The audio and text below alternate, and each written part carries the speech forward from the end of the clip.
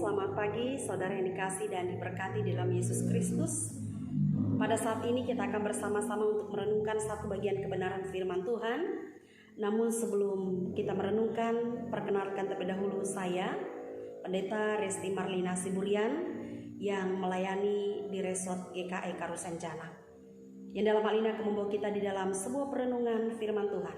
Namun sebelumnya, mari kita meminta tuntunan Roh Kudus-Nya untuk firman-Nya. Mari kita berdoa.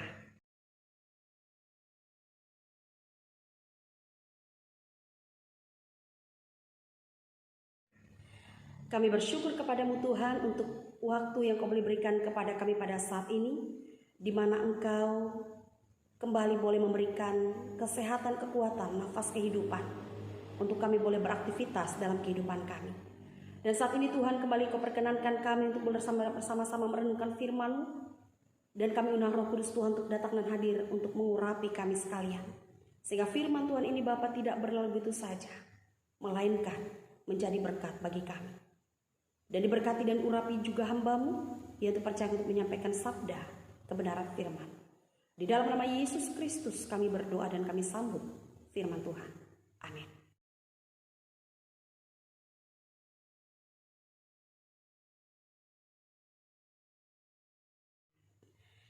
Bagian firman Tuhan bagi kita pada saat ini sesuai dengan nas Almanak Gereja Kalimantan Evangelis, terambil di dalam 1 Korintus 11 ayat yang ke-17 hingga ayat yang ke-22, berbunyi demikian di bawah perikop kebiasaan-kebiasaan yang salah dalam perjamuan malam. Dalam peraturan-peraturan yang berikut aku tidak dapat memuji kamu, sebab pertemuan-pertemuanmu tidak mendatangkan kebaikan tetapi mendatangkan keburukan. Sebab pertama-tama aku mendengar bahwa apabila kamu berkumpul sebagai jemaat, ada perpecahan di antara kamu. Dan hal itu sedikit banyak aku percaya.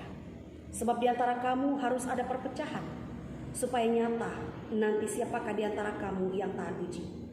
Apabila kamu berkumpul, kamu bukanlah berkumpul untuk makan perjamuan Tuhan. Sebab pada perjamuan itu tiap-tiap orang memakan dahulu makanannya sendiri, sehingga yang seorang lapar dan yang lain mabuk. Apakah kamu tidak mempunyai rumah sendiri untuk makan dan minum? Atau maukah kamu menghinakan jemaat Allah dan memalukan orang-orang yang tidak mempunyai apa-apa? Apakah yang kukatakan kepada kamu, memuji kamu? Dalam hal ini aku tidak memuji kamu. Bapak Ibu Saudara yang dikasihi dan diberkati di dalam Tuhan kita Yesus Kristus, di dalam konteks bagian kebenaran firman Tuhan bagi kita pada saat ini merupakan satu bagian surat yang diberikan oleh Rasul Paulus kepada jemaat yang ada di Korintus. Jemaat Korintus adalah jemaat binaan atau jemaat yang dilayani oleh Rasul Paulus. Untuk itu Rasul Paulus menginginkan daripada jemaat ini bukan hanya sekedar bertumbuh, tetapi ia juga menginginkan agar jemaat ini pun berbuah di dalam kasih dan pengenalan akan Kristus. Sehingga pada saatnya sebuah pelayanan yang diberikan oleh Rasul Paulus tidak menjadi sebuah kesia-siaan belaka. Dan hal ini pula lah yang pada akhirnya menjadi satu bagian yang juga dilihat oleh Rasul Paulus. Mengapa pada akhirnya merupakan sebuah bagian yang dilihat oleh Rasul Paulus? Karena pada akhirnya Rasul Paulus kembali melihat di dalam keberadaan jemaat Korintus tidak lagi hidup di dalam kasih yang benar, tidak lagi hidup di dalam tatanan dan aturan yang benar. Bahkan di dalam surat Rasul Paulus yang pertama, dalam 1 Korintus yang pertama, dia justru mendapatkan di sana adanya perpecahan di dalam jemaat. Perpecahan yang dimaksudkan mereka menimbulkan golongan-golongan tertentu. Ada yang mengatakan golongan Apolos, golongan Kefas, golongan Paulus, golongan Kristus. Tetapi benarkah demikian? Saudara, tentu ini tidaklah benar. Mengapa? Sebab Kristus adalah satu dan Kristus adalah kepala bagi umat. Maka Paulus menginginkan di dalam keberadaan jemaat ini untuk melihat kepada pribadi Yesus Kristus, sang kepala gereja, supaya pada akhirnya tidak lagi menimbulkan sebuah pandangan bahwa mereka adalah orang-orang yang hebat di dalam keberadaan mereka. Orang-orang yang hebat dengan menyampaikan beberapa pandangan tentang golongan A, golongan B, golongan C, dan seterusnya. Bahkan di dalam bagian kebenaran firman Tuhan ini pun Rasul Paulus menyatakan bahwa ada kebiasaan-kebiasaan yang salah di dalam diri mereka pada saat mereka masuk di dalam perjamuan. Mengapa? Mereka tidak lagi berkumpul dalam satu perkumpulan yang benar. Mereka tidak lagi berkumpul untuk benar-benar memuliakan Tuhan, bahkan memaknai tentang arti perjamuan itu. Bahkan Paulus menjumpai di sana justru adanya sebuah perpecahan di antara kamu pada ayat yang ke-18. Sebab pertama-tama aku mendengar bahwa apabila kamu berkumpul sebagai jemaat ada perpecahan di antara kamu.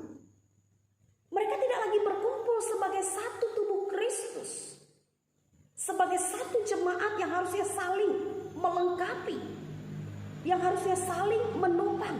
Mereka tidak lagi berkumpul sebagai satu yang kuat. Justru terjadi perpecahan di sana. Tetapi di dalam hal ini Rasul Paulus melihat bahwa perpecahan ini memang harus terjadi. Mengapa harus terjadi? Pada akhirnya untuk bisa membuktikan manakah daripada orang-orang yang benar-benar percaya kepada Allah, yang benar-benar hidup di dalam tahan uji kepada Allah. Maka itu dikatakan oleh Rasul Paulus pada ayat yang ke-19. Sebab di antara kamu harus ada perpecahan, supaya nyata nanti siapakah di antara kamu yang tahan uji. Sebab pada saatnya di dalam mengikut Tuhan, di dalam mempercayakan seluruh keberadaan kehidupan kepada Tuhan, ada begitu banyak tantangan, ada begitu banyak rintangan, ada begitu banyak hambatan. Bahkan tidak sedikit orang yang pada akhirnya akan menyatakan dirinya adalah yang benar, dirinya adalah yang baik. Tetapi benarkah demikian? Sebab yang dikatakan benar adalah jika memang mereka benar-benar hidup di dalam tatanan firman Allah, berjalan di dalam koridornya firman Allah, tidak menyimpang ke kiri atau ke kanan, mengikuti dari apa yang dikatakan di dalam firman Allah di dalam kehidupan mereka. Dan hal inilah yang pada akhirnya mau dilihat oleh Rasul Paulus, apakah jemaat ini memiliki itu di dalam keberadaan mereka. Ternyata pada akhirnya Rasul Paulus berkata, perpecahan memang harus terjadi supaya dapat melihat siapakah di antara mereka yang benar-benar tahan uji. Mereka tidak lagi berkumpul dalam satu perkumpulan yang benar, tidak lagi makan dan minum perjamuan yang baik dan benar. Mereka tidak menghargai daripada perjamuan malam itu dengan baik.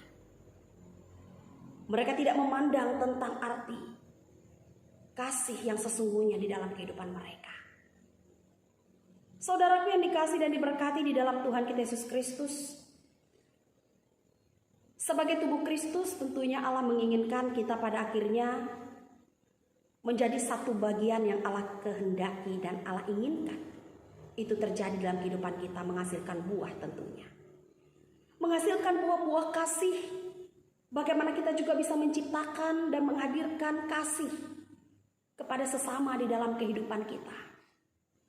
Allah juga menghendaki bagaimana di dalam keberadaan kita pun pada akhirnya bisa menjadi pribadi-pribadi yang dapat mencerminkan kasih Kristus di dalam kehidupan kita.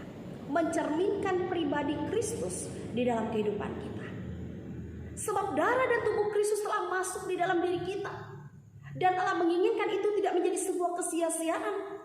Sebab Allah menciptakan manusia segambar dan seturut dengan Dia, dengan tujuan adalah agar manusia pun bisa menyatakan cinta kasih Allah kepada sesama. Dan pada akhirnya, akhir daripada semuanya adalah memuliakan nama Tuhan. Allah ingin di dalam setiap kehidupan kita pun pada akhirnya memuliakan nama Tuhan. Dan setiap mereka yang melihat kepada pribadi-pribadi atau anak-anak Allah, mereka dapat melihat bahwa ada satu gambaran dan perbedaan anak-anak Allah yang dapat menjadi berkat bagi sesama, baik melalui sikap, tutur kata, dan perbuatan, mencerminkan kasih dan kemuliaan Allah. Maka biarlah kiranya satu bagian firman Tuhan pada saat ini boleh menjadi satu pegangan bagi kita bahwa perpecahan justru akan membawa kita kepada kehancuran. Tetapi satu dalam kebersamaan di dalam tubuh Kristus akan membawa kita kepada kekuatan. Maka tetaplah hidup di dalam kasih, saling bergandengan tangan, saling menguatkan, saling menopang, saling mendukung satu dengan yang lain. Dan di atas semuanya itu tentu kita berikan bagi kemuliaan nama Tuhan. Tuhan memberkati firman-Nya dan memberkati kita sekalian. Amin. Kita akan akhiri ibadah ini dengan mengucap syukur kepada Tuhan di dalam doa. Kita berdoa.